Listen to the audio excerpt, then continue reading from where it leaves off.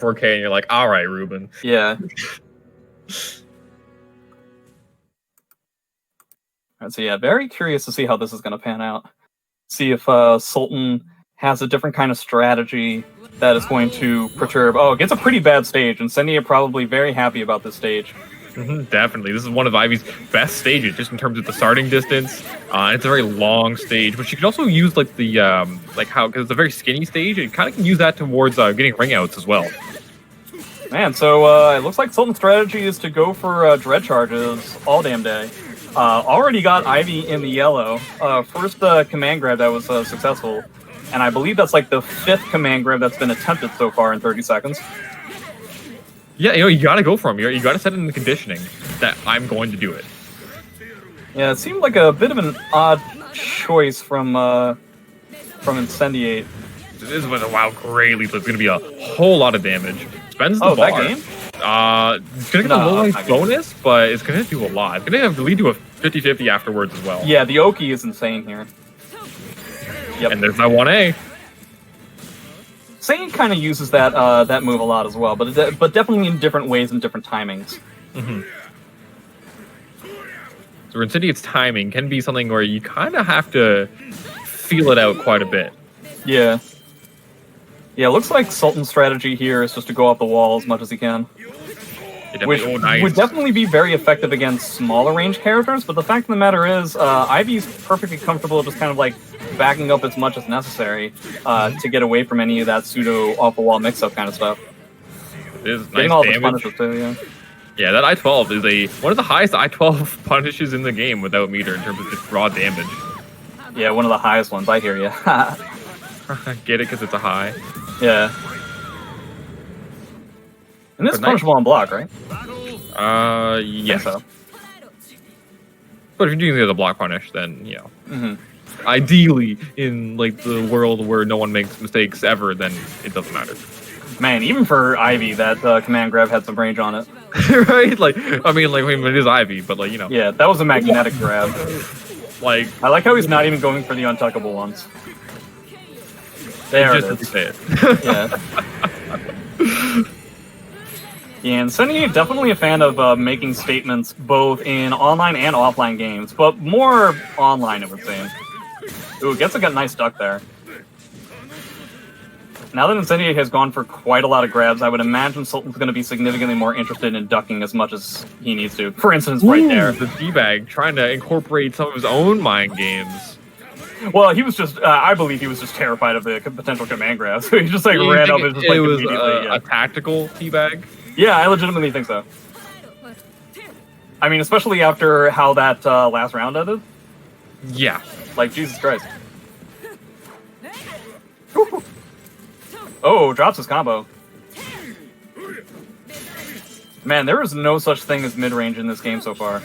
It is literally like we are in front of each other's faces, in which case we're worried about grabs, or we're across the map from each other, in which case we're worried about Sultan's GDRs.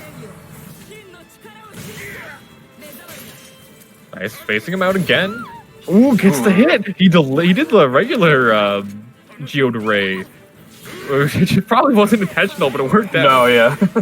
Oh, nice resist impact. Oh no, what was that supposed to be? This could be a ring out? Yeah, it is. Ooh, no, it's not. It has a hard time ringing over low walls. You block it in time? No. Alright, a little bit of, you know, spaghetti. A little bit of a massive amount of spaghetti going on so far. He's going to get a solid Oki situation, goes for the grab again, but doesn't get his punish. Yeah, weird, because, you know, like, Cervantes is not Italian, he's Spanish, but, like, here we are. Well, Spain and Italy, what really is the difference if you think about it? I don't know about that gunshot. Ooh, okay. The second hit. Alright, so a lot of that was very weird. It's a very weird game. Not really sure there's much else to say. I will say that Sultan definitely, I'm gonna bet that we might be having a bit of a connection issue between these two guys, if only because I'm not seeing Sultan getting the block punishment that I know that Cervi can get. Oh, he gets a perfect stage here. I'm sure Sultan is elated to see something like this. It's small. Not gonna have to deal with Incendiate being a million miles away. And gonna get to go off the wall. Let's see how many times he goes up. What a call out from Sultan That with the auto GI. He has to guess. Right in my words. Yeah, he has to guess between vertical and horizontal with those auto GIs as well. He has two different ones, so what an insane call out. Alright, but he's got command grab, so that basically evens it out.